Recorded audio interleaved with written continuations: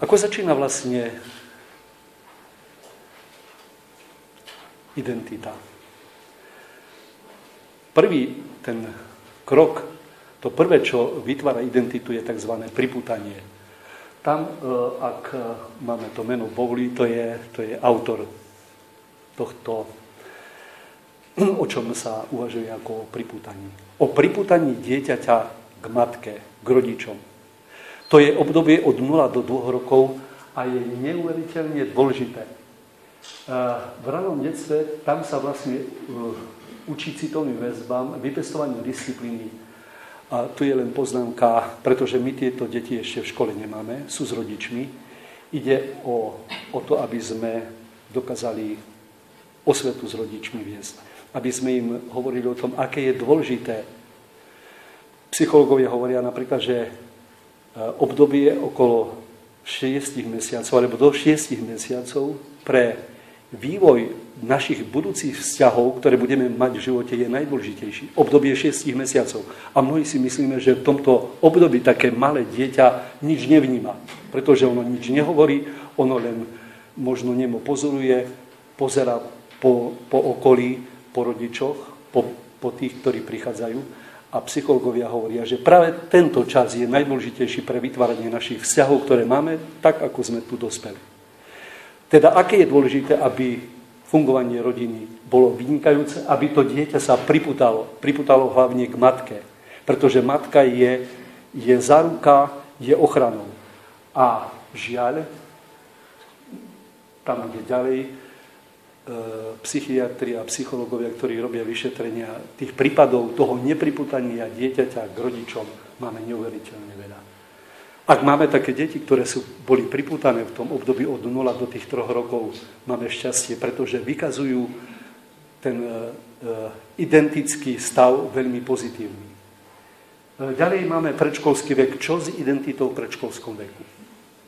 Ako ju rozvíjať? A tu mám poznámku, že všetko, čo môže dieťa, nech robí samo.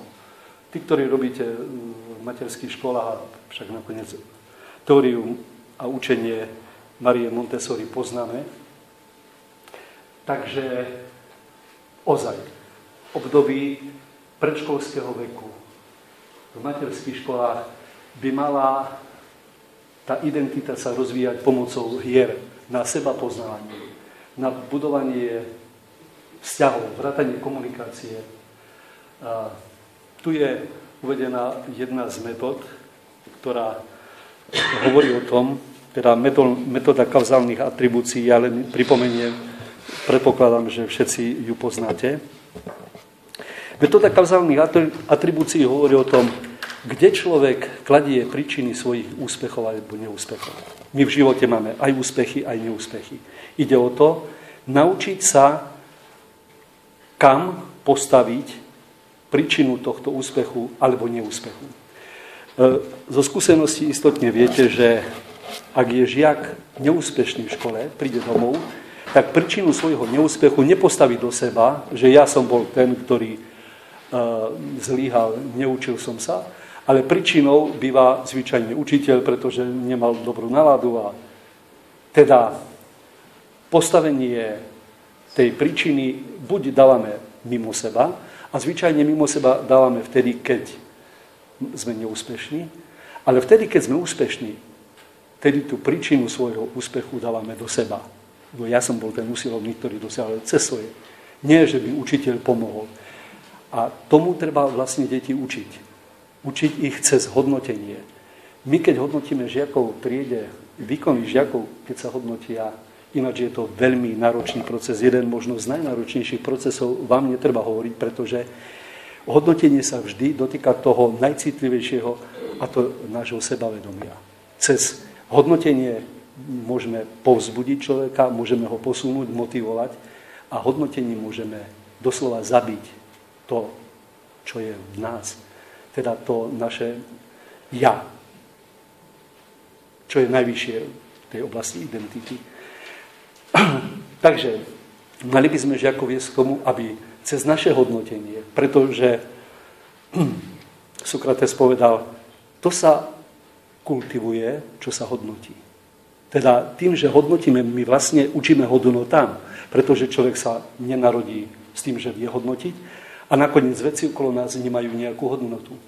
Všetko, čo je okolo nás, je bez hodnoty. Hodnotu týmto všetkým veciam, ktoré sú okolo nás, pripisuje človek. A hovoriť o subjektivite hodnotenia, nechcem do toho zachádzať, ale je dôležité, aby cez naše postupy a prístupy, ako hodnotíme žiakov, sme vlastne vybudovali u nich schopnosť naučiť sa hodnotiť. Aby vedeli, čo sú hodnoty. Pretože hodnoty sú veľmi úzko spojené s našou identitou, s našim ja. Ešte raz, každý hodnotiaci výrok by mal byť, každé hodnotenie by malo začať pozitívne. Mali by sme hodnotiť popisným jazykom, nehodnotiacím. Je obrovský rozdiel medzi popisným jazykom, keď popisujeme nejakú činnosť, ktorú sme videli, a keď hodnotíme činnosť. Preukazuje sa to napríklad tým, že ak by ten istý skutok hodnotili 5, 10, v podstate každý ináč hodnotí, pretože hodnotíme cez seba, cez náš hodnotový systém. Ale keď popisujeme, tedy neotvárame svoj hodnotový systém, len popisujeme to, čo sme videli, tak, ako to prebiehalo. Takže obrovský pozor na budovanie tej identity cez hodnotiace procesy. Objavujú sa náznaky menej cennosti a seba preceňovania tým, že aj žiakov naučíme istým spôsobom hodnotenia. Mnohokrát nedokážu žiaci